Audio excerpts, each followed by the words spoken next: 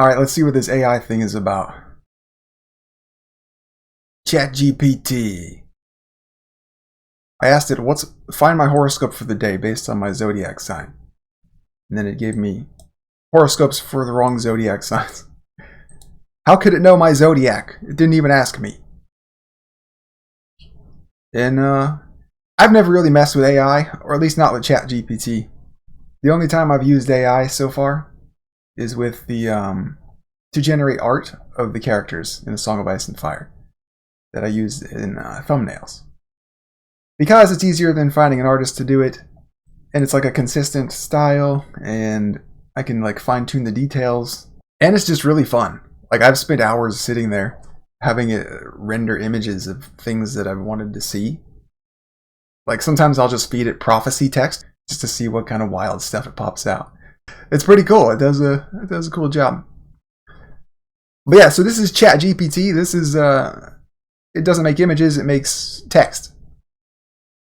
And I don't know anything about AI. I'm just a regular dude, you know?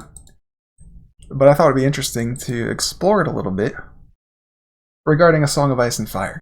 There's a lot of paranoia around AI right now, and maybe it's warranted, I don't know.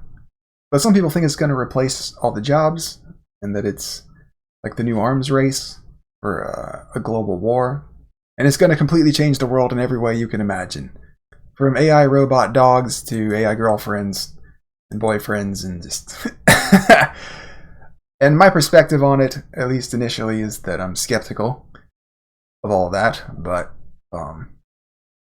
hey, maybe I'm wrong. Maybe it's the end of the world. But probably not. Or the end of the old world and the beginning of the new world. But it's just my lived experience through, you know, the computer, and then the internet, and then video games and internet porn and just everything, right? It's like, well, yeah, things changed big time from all of those, you know?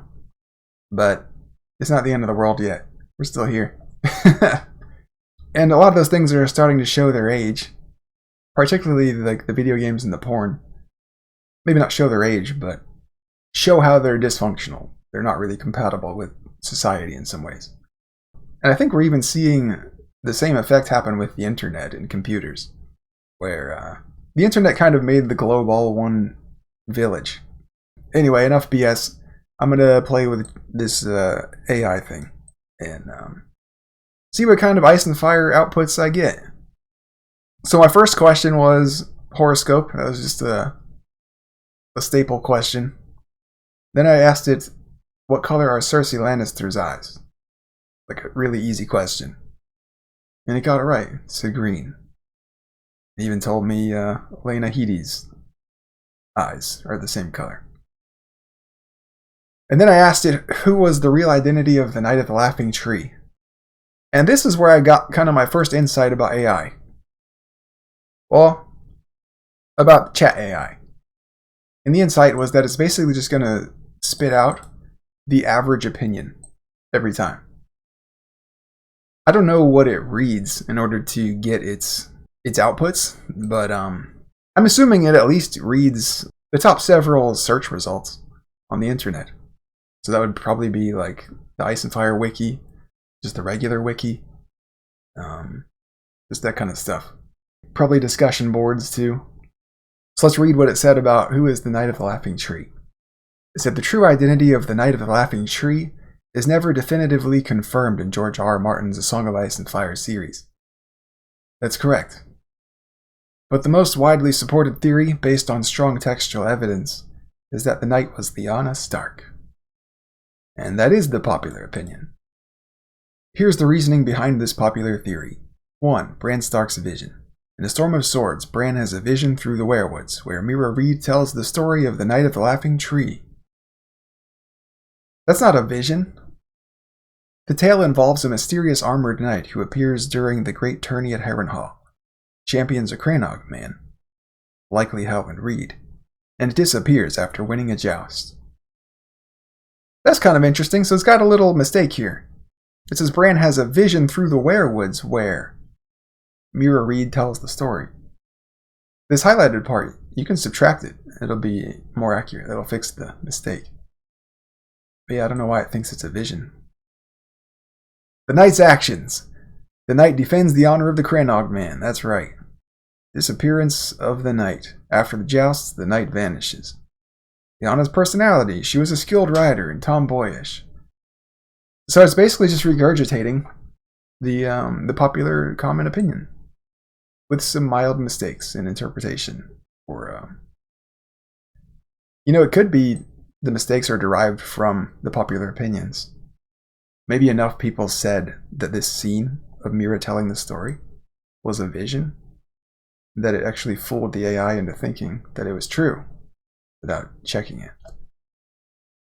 Who knows? I want to try to ask it questions that really test its ability to interpret what it's reading. I don't know if it has access to the books, but that would really be interesting. To train an AI on the books and then ask it questions. Who is Jon Snow's real mother? Jon Snow's real mother is Lyanna Stark. That's interesting. For the Night of the Laughing Tree, it didn't really tell you who it was. It told you who it probably was. And that was the language it used. Phrases like most likely and never definitively confirmed. But for Jon Snow's mother, it's happy to just say it outright. Real mother is Lyanna Stark. This is confirmed in both the Game of Thrones TV series and heavily implied in Martin's A Song of Ice and Fire novels, although not yet explicitly revealed in the books as of 2024. That last part's kind of impressive. A lot of the audience even neglects to say that part, but that's true. The full parentage. Mother, Lyanna Stark, Ned Stark's younger sister. Father, Rhaegar Targaryen, eldest son of the Mad King Aerys Targaryen. What this means. Jon Snow is not actually the illegitimate son, bastard, of Ned Stark. He is the legitimate son of Rhaegar Targaryen and Lyanna Stark, born during Robert's Rebellion. His real name is revealed in the show to be Aegon Targaryen. So based on these results, I know that ChatGPT cannot just solve the story's mysteries. It's not interpreting the story. It's regurgitating what the audience says about it. The average audience opinion. It's good at sounding like it's interpreting the story. Although I bet you could train an AI to actually interpret the story. I remember some years ago I was watching a video of a lecture given by an MIT professor named Patrick Winston, I think. And he was working in the same wheelhouse before he died, where he was trying to understand symbolism, because he believed that symbolism was what sets humans apart from other animals, primarily. Our ability to think abstractly and make representations of other things, and then even treat them as though they're really that thing, even though it's just a representation. And it's an idea that's kind of stuck with me. I don't know if I subscribe to it entirely myself, but it's cool. I like it. It appeals to me, that's for sure. So anyway, ChatGPT got both of these mysteries wrong. The Night of the Laughing Tree was Ned, and Jon's mother is Ashara Dane. And most of the audience doesn't know it yet, and that's why ChatGPT doesn't know it yet. So I think this AI would be a useful tool when there's dispute about what the average opinion is, because you can just ask it the same question and see what it spits out. There's your proof. Most people believe the Night of the Laughing Tree is Lyanna, and that Jon's mother is Lyanna. Because you could imagine that if Jon's mother is not Lyanna, and the Night of the Laughing Tree is not Lyanna, then both of those secrets are eventually going to come out someday in the story. Either explicitly or near enough to explicitly that it's undeniable. And if that were to happen, then everybody would change their minds. Then nobody would believe these interpretations anymore. And then once that happens, the AI is going to spit out the new popular interpretation, not the old one. And so AI might be important to be able to like go and copy like discussion boards between like this year and that year, like the year 2000 and 2020 or whatever, and then feed it to the AI and say, spit out the average opinion about who was the Knight of the Laughing Tree. And then you can say, look, you guys didn't actually know, you're just pretending like you knew the whole time. Because that's what people do when they're wrong. They kind of pretend like they were right the whole time. They were on the right side. Even though the right side was like a minuscule minority, 100% of them will fucking pretend, you know? Okay, 99%. Maybe there's 1% of people who actually will say, you know, I was wrong, and I feel silly now, but I can at least admit it. So I want to try something. I want to try asking it questions that, as far as I know, nobody knows the answer to yet. Nobody's even considered or thought of the answer to it yet. So it'd be nowhere on the internet to find. Based on these results, I already know it's not going to know the answer. But I'm curious what its answer would be. So let's find out. What does the chapter... Yeah, how do I put this for an AI? What does Bran's first chapter in... Let me capitalize names to help it out here. A Storm of Swords. Teach us about what really happened at the Tourney tournament of Harrenhal.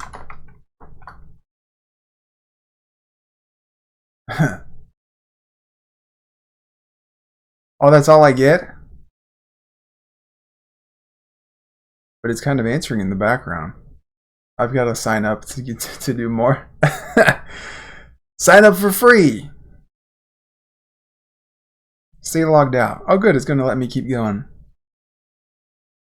Okay, it says Bran's first chapter in A Storm of Swords, Book 3 of A Song of Ice and Fire, offers a key window into the mysterious events of the tourney at Harrenhal, primarily through a story told by Mirri Reed, recounting what her father, Howland Reed, experienced there.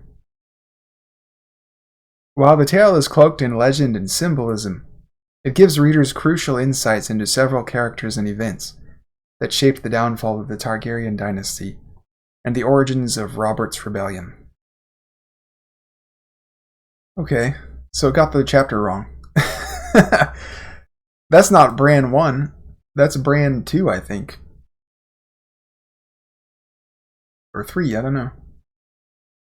Bran 1 is the chapter where they're like up in the tower and Bran is warged into his direwolf and he gets into like a wolf fight. And then he gets woken up and then they have to decide which way they're going to go. Either north, across the wall, or like east to the Manderleys, or wherever. And they make it Bran's choice. They let Bran decide. Because it's really his sacrifice, you know. It was the right thing to do. But yeah, Bran 1 is the chapter where they put Bran's fate back into Bran's hands. Rightly, I think. They recognize they would be wrong to make that decision for him. And I don't think they talk about the tourney of Harrenhal in that chapter that I remember. And so it doesn't really explicitly tell us anything about it. Only symbolically. So you have to interpret it symbolically in order to learn those things. But I'm sure an AI could learn to interpret things symbolically if you teach it. So that might be interesting. Alright, who is the Valonqar? Who is Cersei's Valonqar?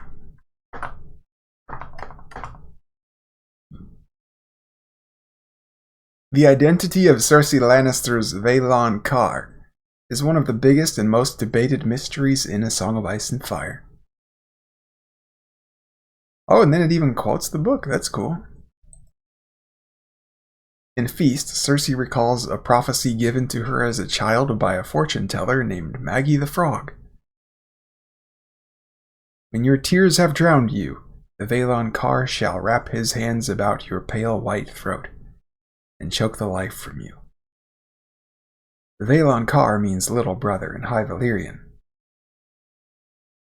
Cersei interprets this to mean Tyrion, her younger brother, will kill her. However, Jaime is also her younger brother, by a few minutes. Cersei often forgets or ignores this fact. Cool. It can pretend to be versed in the Valonqar theories. I guess Alt-Shift-X is out of the job. I'm just kidding. I like Alt-Shift-X. And it proposes Tyrion, Jaime, Arya, the Hound. Most book readers lean towards Jaime. I think that's probably true. I don't think it would be a huge majority towards Jaime, but it would be a majority still. It's kind of interesting that this is one of the theories that people are still somewhat divided on, significantly divided on. Over time, the interpretations of the story's biggest mysteries has seemed to slide into it's all one thing or it's all the other thing. And anything but the most popular theory kind of gets drowned out and bullied out and shut up. But in the last year or two, there's been pushback from those minority opinions. They're sort of reasserting themselves because I think they're tired of being stuck in the consensus because they realize it's not going anywhere and that it's just not interesting. I think that's more what it is. I think it's me that's concerned with it not going anywhere. I don't think most other people care that it's not going anywhere. I mean, the audience's understanding of the story. At least I don't think they care much. They're more concerned with just the interesting exercise of talking about the story, the entertaining exercise of it. And yeah, it's true. When you shut down discussion about certain topics in the story, talking about the story becomes a lot less entertaining, as well as a lot less educational, let's say. Most likely Jaime Lannister, her twin, her lover, and perhaps her eventual killer. It would be dramatic. I don't know who the Valonqar is. But yeah, Jaime makes a lot of technical and drama sense. For sure. Alright. Next question. Who is taller? Rhaegar Targaryen or Barristan? In terms of height, Barristan Selmy is actually taller than Rhaegar Targaryen. Here's a breakdown. Barristan is described as being a tall and imposing figure, standing out around 6 feet 4 inches.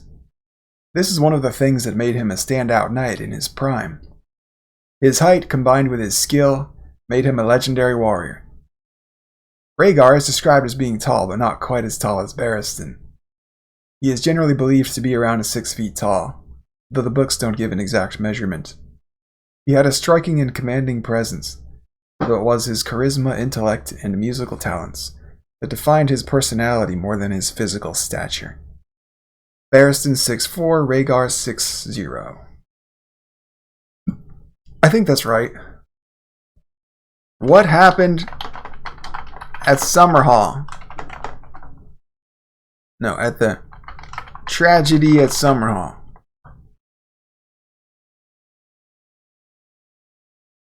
The tragedy at Summerhall is one of the most tragic and mysterious events in the history of Westeros. It remains shrouded in mystery, with many details still unclear. But here's what we know. The event. The tragedy occurred in 259 AC, a year after the death of King Aegon II, and during the reign of his son, Aegon III, the Dragonbane.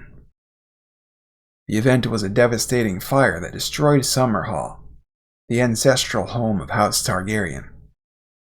Key elements of the tragedy. The Dragon's Egg Experiment.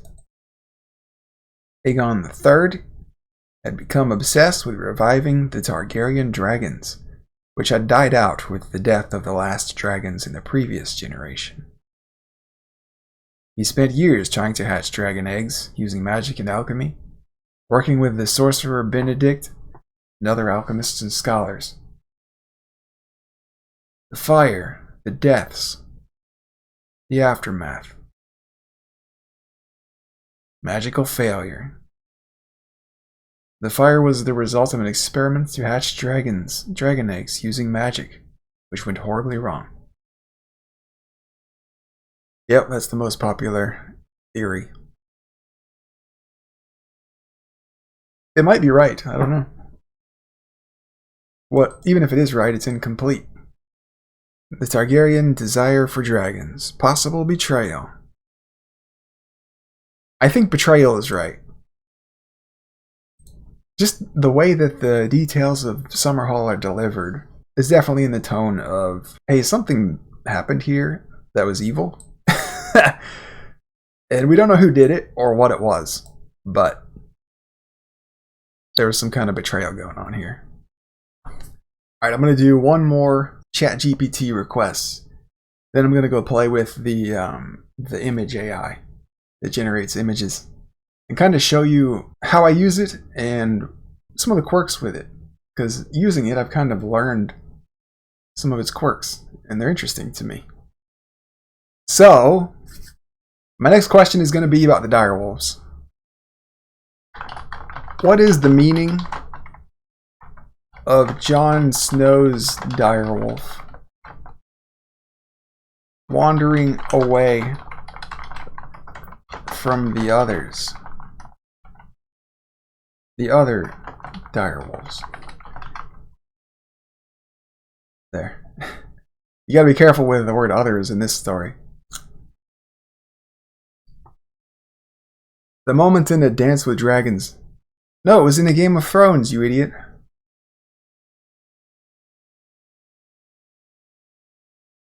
When Jon Snow's direwolf ghost wanders off from the other direwolves is subtle, but it holds a lot of symbolic and thematic significance. This event happens after Jon's nightmare visions and difficult decisions at the Wall. Okay, let me redo it.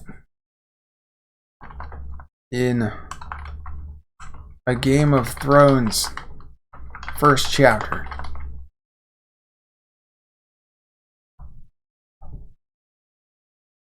Will that help it out?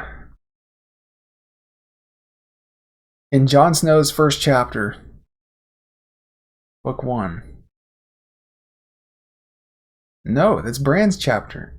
The first chapter of A Game of Thrones is Bran 1, not Jon 1.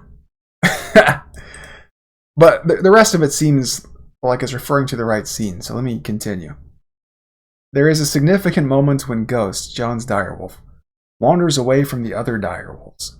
This scene may seem minor at first glance, but it is laden with symbolic meaning and foreshadowing that resonates throughout Jon's journey in the series. Here's what the scene could signify. Jon's separation from the other Stark children. Ghost wandering off from the pack of direwolves parallels Jon Snow's own sense of isolation from the rest of the Stark family. While Jon is raised by Eddard Stark, he is constantly reminded that he is not a true Stark, but a bastard. His bond with Ghost, the lone wolf among the direwolves, symbolically represents Jon's loneliness and his unique status in the Stark family. Ghost's tendency to stray from the group mirrors how Jon often feels like an outsider, or someone who does not fully belong, despite his strong ties to the Starks. This early scene establishes a theme of separation. Yeah, so that's pretty basic. It's good, but it's basic. It's like layer 1 of what that direwolf scene is symbolizing.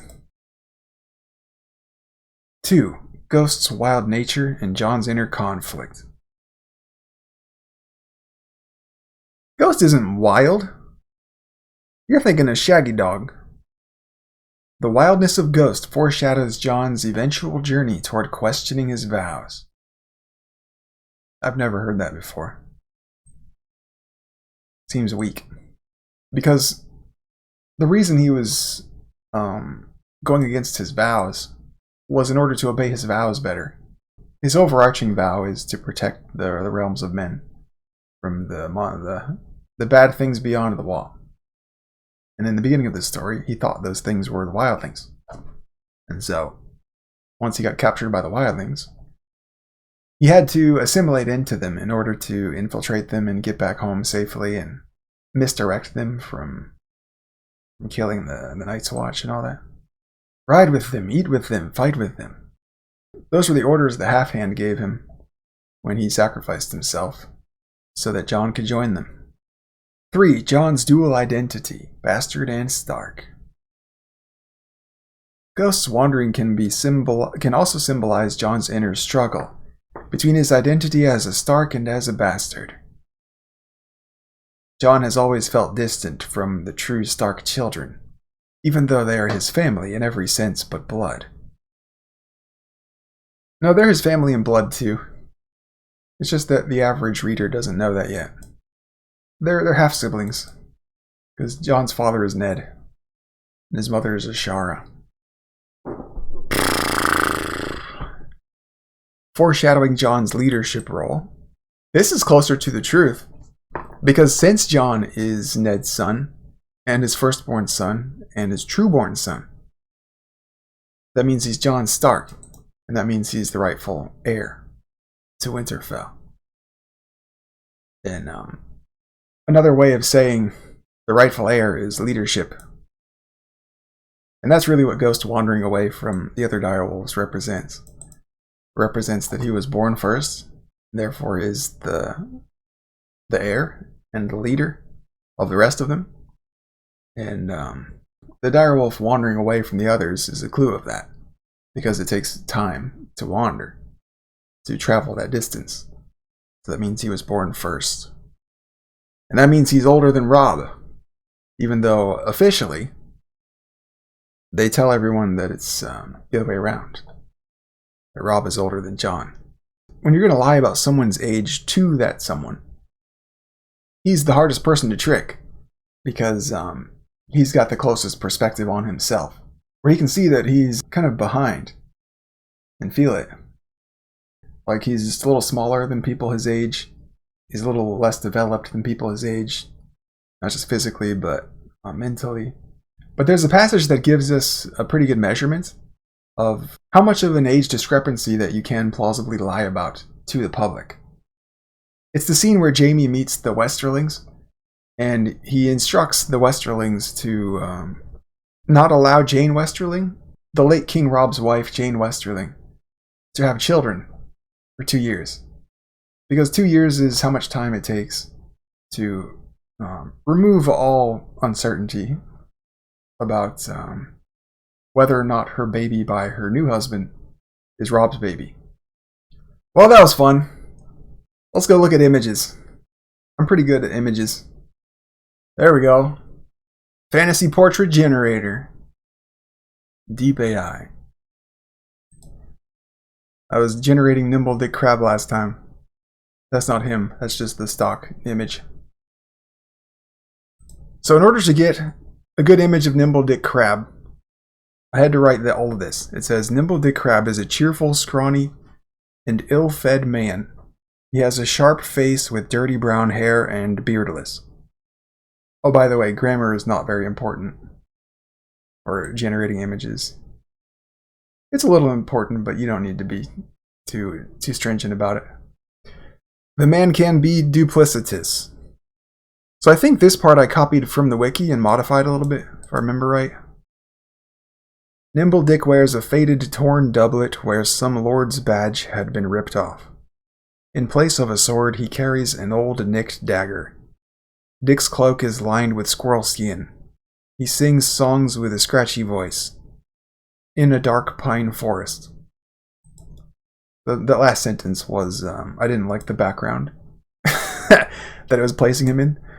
So I added that to change the background. Yeah, and that's kind of how you do it, I guess. I don't know. That's how I do it. I use HD and quality. And the shape, I use sort of this wide shape. It's good for thumbnails.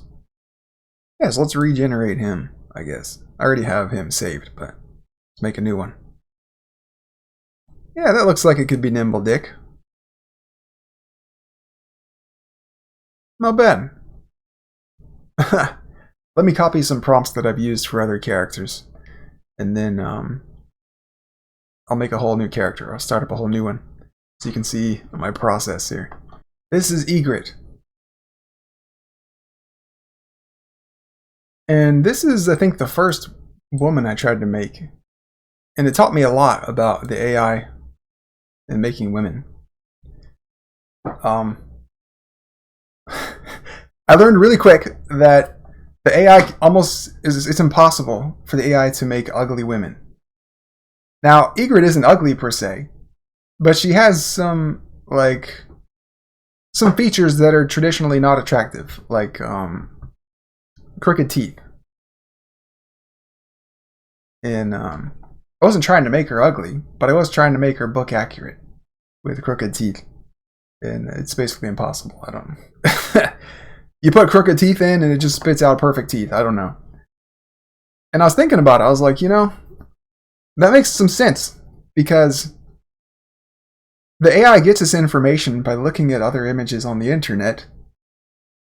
And there's naturally going to be a really strong bias towards attractiveness in images that are posted on the internet. And probably there would be a naturally strong bias in images, period, of people towards attractiveness. Because we tend not to take pictures or to take less pictures of things that are unattractive, and to take more pictures of things that are more attractive. So, because of that tendency, one of the hardest things for the AI to produce is an ugly person. More particularly, an ugly woman. Or a fat woman. That's hard to get too. They're not as hard to get as ugly. And so the description I had to use to get this Ygritte, I'll just post it in. We'll read it together. I don't remember what it was, so we're both going to be surprised. Alright, let me take out the title here. Alright, the description is: book accurate Ygritte from A Song of Ice and Fire, with a round face, blue-gray eyes, far apart like a doe. See, some of this is canonical and some of it I had to make up. The like a doe part, I think that might actually be canonical. I think that's in the books somewhere, but no, far apart is the book canon. The like a doe part was my thing I made up. My addition. Like a doe with a pug nose, unkempt, frizzy ginger hair, 19 years old, looking suspicious of you. I don't know why I put the suspicious part in, but I guess I didn't like her expression in the first tries, but let me put the commas back in. Sort of help the AI separate these words here. There, generate. That's a good Ygritte.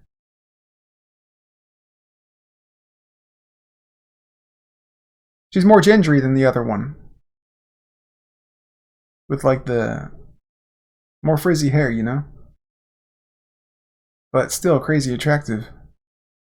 Let me put in crooked teeth to kind of show you.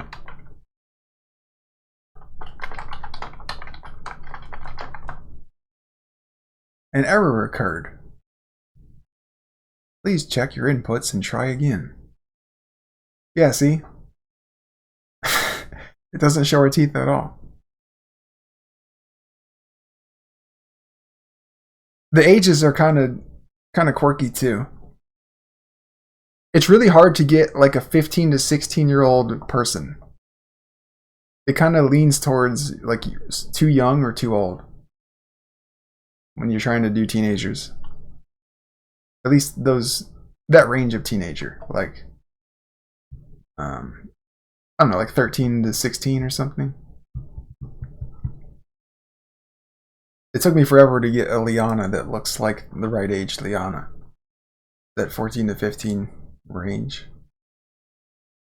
And I'm not even great with ages, but like, I tried.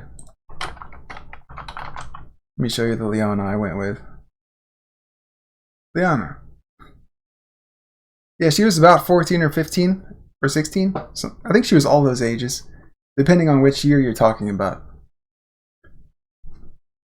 And I don't know the timeline specifically, at least in relationship to her age. But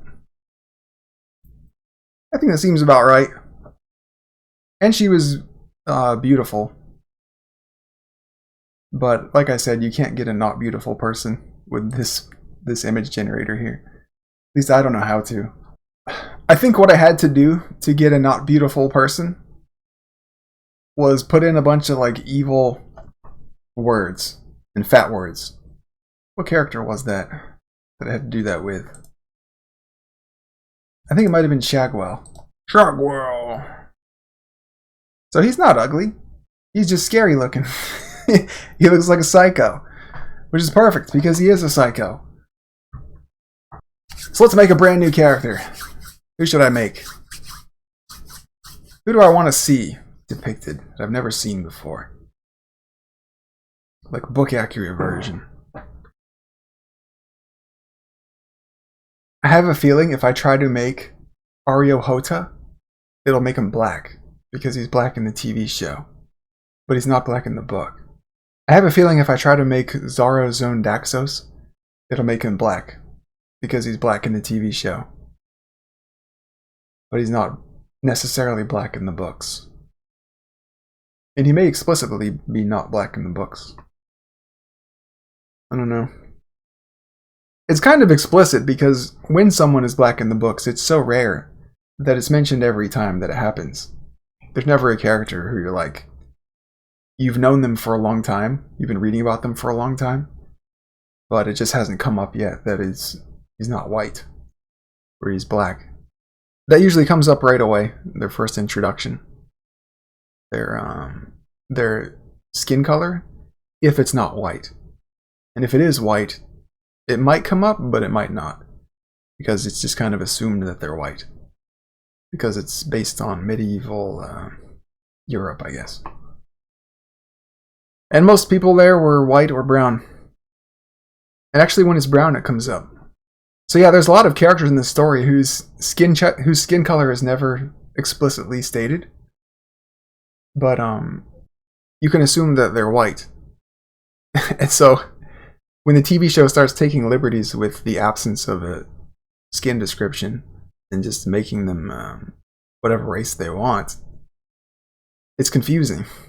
It's like, well, when you make a setting based on a place and time period that was pretty much exclusively white or whitish, and you start making characters black or like dark brown or whatever, it quietly conveys a falsehood about what the storyteller was trying to do with it.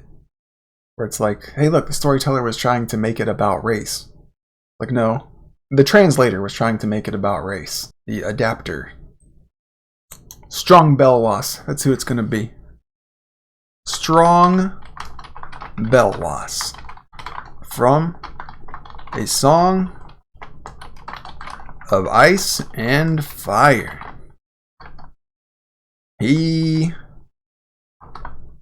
So now this is where I go to the wiki to get a book accurate description of Strong Belwas. Yeah. Here's my man. He's a eunuch, former pit fighter, and slave. Let's just copy this. He is a eunuch, former pit fighter, and slave. You might think the slave part and the pit fighter part aren't going to change his appearance necessarily, but they do. Sometimes in a big way, sometimes in a little way, and admittedly sometimes not at all, but they can. Like once you put slave in there, it might just start adding shackles around his wrists or something in some of the outputs, and then in other ones not. Alright, so let me get to his physical appearance. He's a huge man with nut brown skin. He has a gap in his teeth, a gleaming bald head, and smooth cheeks. of a eunuch, a huge chest, a massive belly, and Daenerys compares his arms to tree trunks. Belwas is 3 times the size of Daenerys. So I don't want to put Daenerys in there too much, or it might spit out like a 2-person photo. She originally estimated Belwas to weigh 20 stone and later 15 stone. I'm going to cut all that out, man. Oh, I need his clothes too. I'm just going to put arms like tree trunks. Let's canonize Dany's description of him.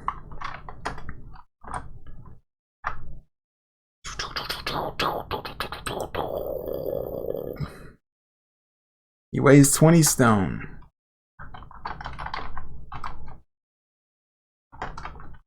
No, I put stones in there if I do that.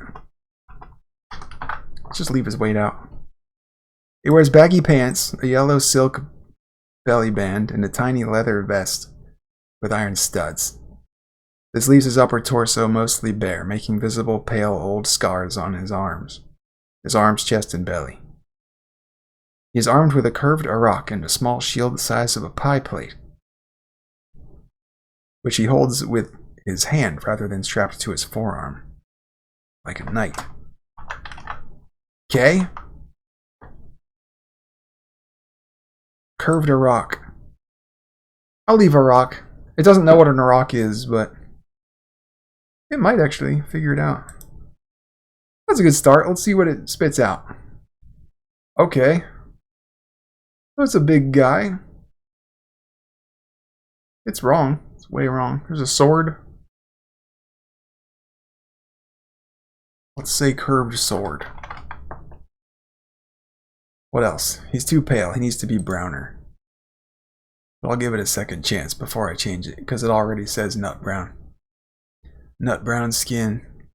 And the scars are missing. I'll give that a second chance too.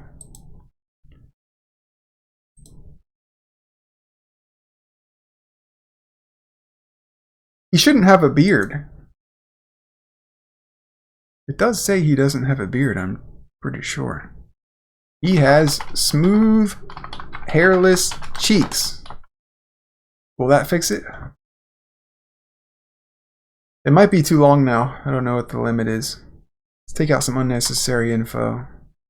It didn't get rid of his beard. It's kind of finicky, I guess. It has a hard time making images of a manly man without giving him a beard. Oh well. I don't get to see the real Belwas.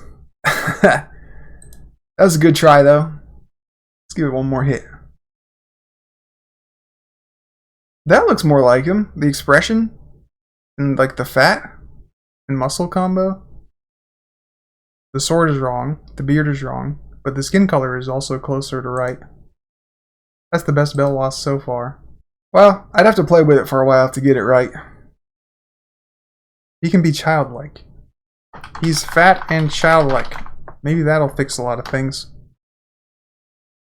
No! It made him leaner. That's the opposite of fat. Anyway, that's gonna do it. Final thoughts? Is AI the end of the world? I don't know, maybe. I don't think so. I think it'll be like a tool and we'll use it, but it won't replace us. That seems a little far-fetched to me. But it's hard to describe why. What can't AI do that we can? I heard somebody say that it can't provide an ontology. It needs humans to provide an ontology, meaning a theory of reality, like what's real and what isn't. I mean, that's true. Oh yeah, let's do the dream generator. No, there was like a prophecy generator. It was really cool. Yeah, prophecy vision generator. Oh yeah, let's input Belwas for this one. That'll be weird. It's just kind of the same as the other one. I know there's somebody who already had AI write "The winds of winter and a dream of spring," but I couldn't read it. The site was down or something. But I'm sure it wasn't very good. In order to write those, you would have to know how basically all of the mysteries resolve. And you can't know those things until you've done symbolic interpretation on the story to find those answers. There's no other way to get them, really. Well, no, there is one other way. A very rigorous analysis of the language choices used in the story. You can do it that way too, I think. I think you can do some of it that way, but I think there's still some of it that you can't do that way. You'd have to start establishing symbols, symbolic translations, in order to finish it. But you know, I was thinking, if it's true that AI is going to be able to replace a lot of the things that we think only humans can do, I was trying to think of things that AI could maybe never replace. In short, it's genuine creativity. AI can't be genuinely creative. But some people disagree on that, because the reason it can't be genuinely creative is that it's always derivative. Everything it makes is always just stealing it or borrowing it from somewhere else, or many other places else, and combining them, mixing and matching them, and all of that. And that's essentially what creative people are doing when they're being creative. They're drawing on their past influences. And they're not always conscious of what those are, but they're still doing it. And that's why the more you learn about their influences, the more conscious you can become of what their influences were, even if they weren't conscious of it themselves. And so maybe it's just the fact that humans are unconscious of what their influences are when they're being creative. And maybe that's the reason why we tend to think that a machine can't be creative. Here's an image of the prophecy that Mirri tells to Dany. When the sun rises in the west and sets in the east. When the seas go dry and the mountains blow in the wind like leaves. Then your womb will quicken, not before. Something like that. And that's a creative invention there, that picture. It's nice to look at. There's another one with the same words. I'd say that's even more creative. The sun is a clock or something, but it's also like a moon. I don't know. There's people in it. That kind of brings it to life. I wonder, though, if our capacity for symbolism is maybe the thing that sort of saves us from AI in the end. Like, maybe that is the one thing that AI can't do. It can't detect abstract patterns without being guided to do so. And so, if you can invent new abstract patterns, you can outpace AI. Because as long as the pattern is new, it's not gonna notice it. It needs to have already learned the pattern from something old, something that already exists. For example, in A Song of Ice and Fire, the Direwolves are symbolic of the Stark children's starkness. And that would be their, all the things you'd associate with being a Stark. So it's the long face, the brown hair, the sort of somber expression, acclimated to cold weather, loves honor, kind of bound to honor, or at least has their tradition rooted in honor. And traditionalness in general, survivability, perseverance, that all kind of comes with the name Stark. And it's their family history, it's their ancestry, it's all those heroes down in the crypts of Winterfell, and all of their deeds and their histories, and it's their family relationships. So all of that is what I'm referring to when I say starkness. And then the kids' relationships to their direwolves are representative, in other words, symbolic, of all those things, starkness. So when the kids become distanced from their direwolves, or detached, or resentful of them, separating from them, isolating them, that's symbolic of them sort of rejecting their starkness, their family, tradition, ancestry, their father, their parents and their parentage, their upbringing, and their responsibilities to the north and to defend the wall and all that stuff. They're rejecting all of that. Their heritage, basically, in a word. when they do that, bad things tend to happen to them. And because bad things tend to happen to them when they do that, that's how I can tell that one of the story's themes is about heritage. Don't reject your heritage too much. Try to incorporate it into who you are. Because if you just reject everything that you come from, it's a self-betrayal. It's not just you're betraying something external or someone external. It's really yourself that you're betraying in a lot of ways, because you can't make your own values. You have to inherit them. If you try to make your own values, you'll just fail miserably.